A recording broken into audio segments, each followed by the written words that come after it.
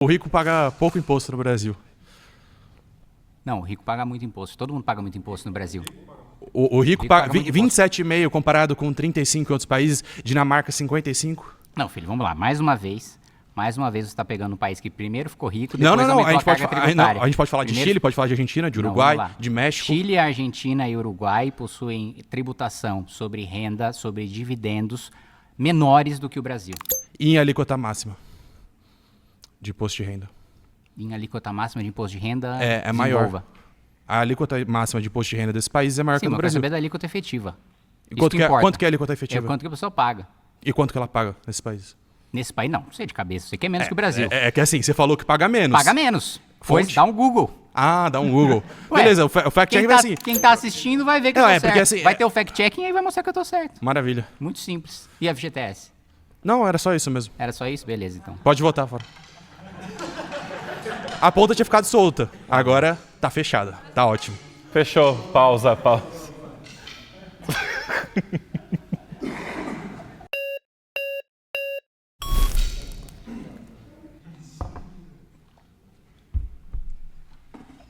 Vamos lá.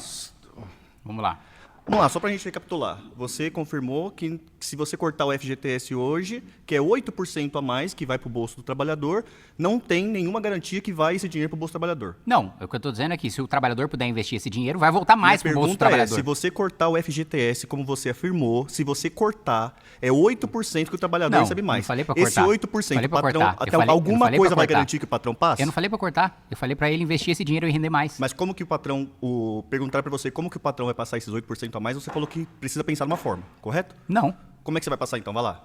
Vai continuar passando, só que ele vai poder o mesmo Como que vai o me- passar? o mesmo Como fundo, que da você- mesma maneira que hoje, só que ele vai poder investir esse dinheiro pra render mais pra ele. Mas, peraí, você vai pegar o fundo do FGTS e vai deixar o trabalhador acessar a hora que ele quiser. Não vou deixar ele acessar a hora que ele quiser. Foi o que eu falei, que ele pode investir, o dinheiro fica investido, e aí ele saca nas hipóteses de crise, de demissão, seu problema com o por aí. FGTS é só... É o rendimento. Então por que você não passa uma lei pra isso? Ué, porque eu não tenho maioria. Não, cadê a lei que você Eu não propôs? sou- Você eu não propôs sou- lei sobre eu não isso? sou presidente da Você propôs Câmara, PEC sobre eu não isso? sou presidente da Você Câmara, propôs PEC eu não sobre sou isso? presidente da Não, Câmara, cadê a eu não PEC? tenho maioria. Cadê sua PEC? Eu não tenho maioria. Cadê sua PEC pra mudar? Eu não tenho maioria. Você é funcionário, cadê sua PEC? Eu não tenho maioria, filho. Não, então o que Eu você tá não aqui tenho no debate? maioria, Vai, filho. sai daqui, É. vai pro Congresso e faz a PEC. Hoje é porque a gente sábado, apoia. filho, o sistema da Câmara nem abre. Não, porque assim, ó, e vamos trocar o fundo. O que tá propondo, pessoal? O fundo vai continuar existindo, o patrão vai continuar pagando e agora Não. o trabalhador escolhe onde investe. E outra coisa. Pronto, só fazer a PEC. Não, não é nem PEC. Negativo. A minha terceira afirmação é unicidade e contribuição sindical precisam acabar. Basicamente porque unicidade, sim, você não tem em paralelo em outros países, justamente porque o trabalhador precisa se sentir representado por diferentes sindicatos no mesmo território. E da contribuição, enfim, a gente conseguiu acabar com a obrigatória por lei, mas muitos sindicatos se aproveitam das assembleias para impor via convenções coletivas.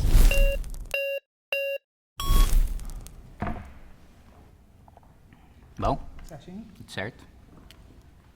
Boa tarde. Bom, sou Pedro Ribeiro, sou professor de filosofia e sou presidente da Comunhão Popular, um movimento político trabalhista de inspiração cristã.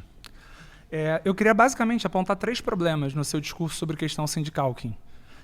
Eu vou dividir em 3 partes. Então, se você quiser responder uma a uma, pode ficar bem à vontade. Boa. A primeira coisa é a seguinte: você tem uma grave incompreensão da questão sindical na história brasileira.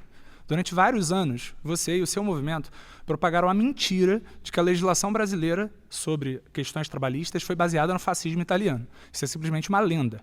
A Carta del Lavoro do Mussolini é um panfleto, um manifesto político com 30 itens.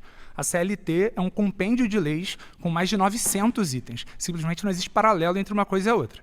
A verdadeira base da legislação trabalhista brasileira é a doutrina social da Igreja. É isso aqui.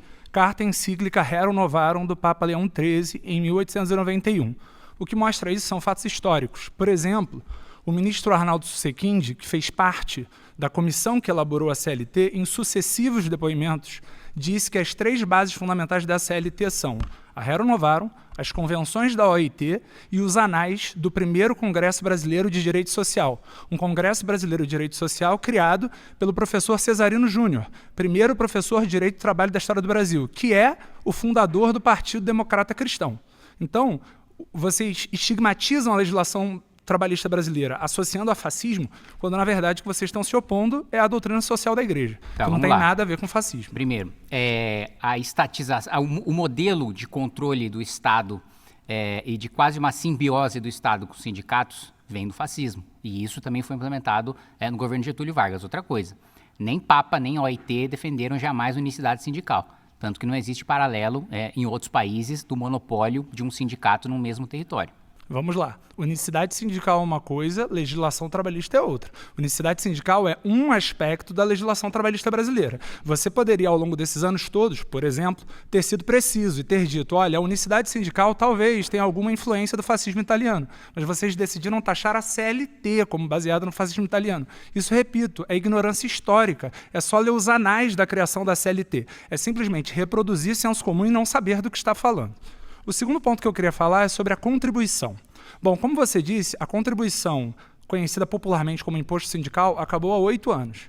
Por outro lado, as contribuições que são estabelecidas por convenções coletivas de trabalho, aí novamente você não está bem informado, porque as decisões da jurisprudência do TST são que essas contribuições estabelecidas por convenção coletiva de trabalho não são obrigatórias, porque qualquer trabalhador pode simplesmente se recusar a pagar, mesmo sendo estabelecida em convenção coletiva de trabalho. É só você verificar no site do TST ou em matérias da Justiça do Trabalho referentes a esse tema. Então, a contribuição continua sendo opcional.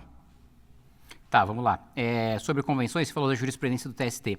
Você está correto em relação à jurisprudência do TST. Problema, tribunais regionais do trabalho não seguem a jurisprudência do TST. Esse é um dos principais problemas da justiça trabalhista, que é o tema do próximo